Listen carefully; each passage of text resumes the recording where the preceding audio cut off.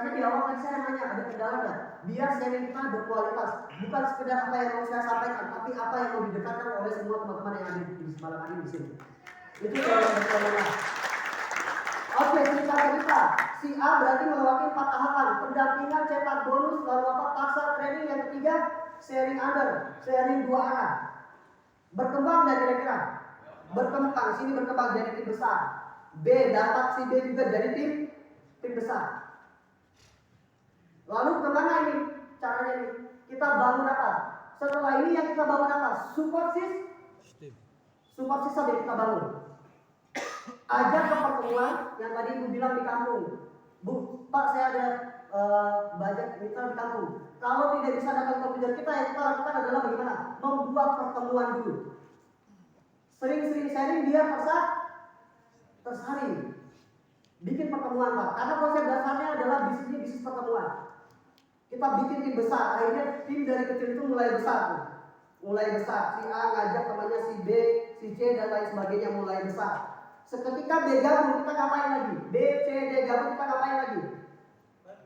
Pendampingan. Yang kedua, cetak bonus. Yang ketiga, paksa training. Yang keempat, dulu top leader saya dulu sampaikan apa? Paksakan diri kita untuk memaksakan jaringan kita ke pertemuan. Tidak mengirim jaringan ke pertemuan sama dengan membunuh jaringan.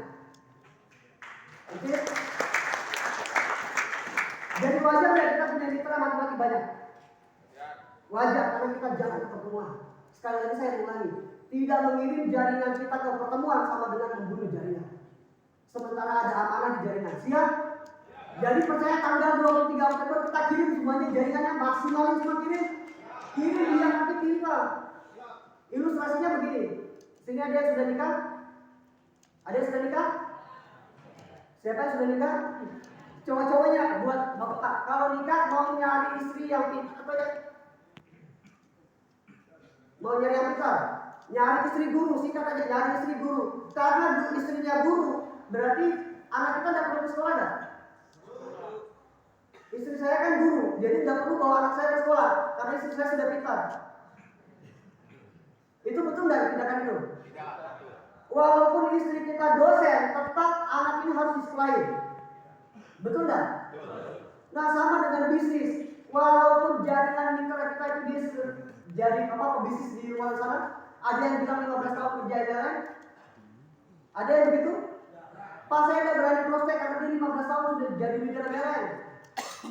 Dia bilang saya ini sudah 7 tahun, saya sudah khatam semua yang MLM. Saya bilang gini, kalau antum khatam, antum bakal jadi owner. Tapi karena belum hebat, belum jadi owner, makanya join di PTB. Kalau hebat berarti sudah jadi owner. Nah itu saya bilang apa? Saya bilang itu petualang MLM. Yang kedua tidak fokus lagi. Karena kenapa? Karena banyak yang poligami MLM. Apa kabar? Banyak yang poligami aja susah, apalagi poligami MLM. Siapa Kang Jamil? Kang Jamil saya coba suruh minta tolong lihat 2 benda bersamaan. Bisa fokus nggak? Dan bisa fokus. Sama dengan bisnis harus fokus di satu benda. Sama dengan bisnis harus fokus di satu bisnis. Jadi kita jangan jadi petualang MLM. Di PTB semuanya sudah disediakan. Belajar maksimal, berjuang, bertindak, bersabar, berjuang, nantinya berhasil di PTB. Itu yang harus kita lakukan. Jadi kita bukan pindah-pindah. Tujuan kita belajar, berdoa, bersabar, bertindak, kemudian nanti berhasil. Jadi kalau belum berhasil, bukan cara kita, bukan MLM-nya yang keliru, bukan PTBC yang tidak bagus, kita yang keliru. Dulu guru saya sampaikan apa? Ini sedikit motivasi saya sampaikan bahwa tidak ada orang bodoh.